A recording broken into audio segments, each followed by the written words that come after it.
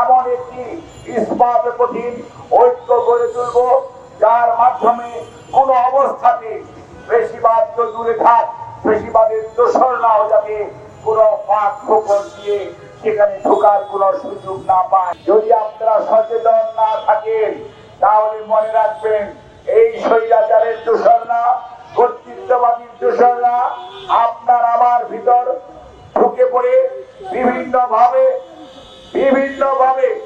আমাদের যে উদ্দেশ্য, অর্থাৎ বাংলাদেশে একটি স্বাধীন সার্বভৌম রাষ্ট্র হিসাবে পৃথিবীর মানচিত্রে থাকবে, বাংলাদেশে কর্তৃত্ববাদী শাসনের কোনদিন কোনো উত্থান হবে না।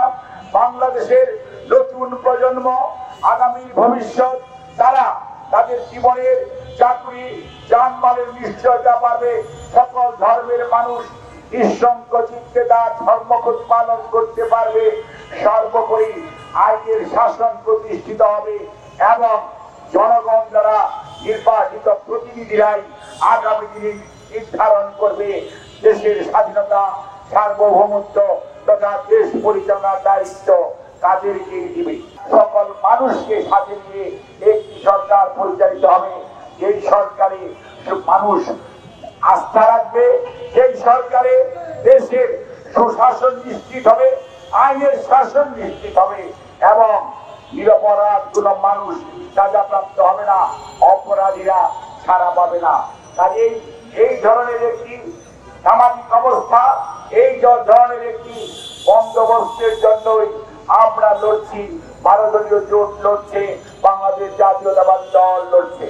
আমাদের আহ্বান থাকবে আপনাদের প্রতি, আমরা দেশের মানুষকে সম্পৃক্ত করে এমন একটি ইস্পাত কঠিন ঐক্য গড়ে তুলব, যার মাধ্যমে কোন অবস্থাতে বেশিবাদ তো দূরে থাক, বেশিবাদের দোসররাও যাতে কোন ফাঁক ফোকর দিয়ে সেখানে ঢোকার কোন সুযোগ না পায়। নিজেদের ঐক্যকে আমরা দৃঢ় করব এবং ঐক্যবদ্ধভাবে রাজপথের থেকে আমরা যত ষড়যন্ত্রই আসুক, দেশ বিরোধী যত ষড়যন্ত্র আসুক, দেশের স্বাধীনতা বিরোধী ষড়যন্ত্র আসুক, সকল দেশি বিদেশি ষড়যন্ত্রকে আপনাদেরকে সাথে নিয়ে মোকাবেলা করার জন্য আমরা আজকে শপথ নিতে চাই এবং আমরা আহ্বান জানাতে চাই 12 দলীয় জোট নেতৃবৃন্দের প্রতি।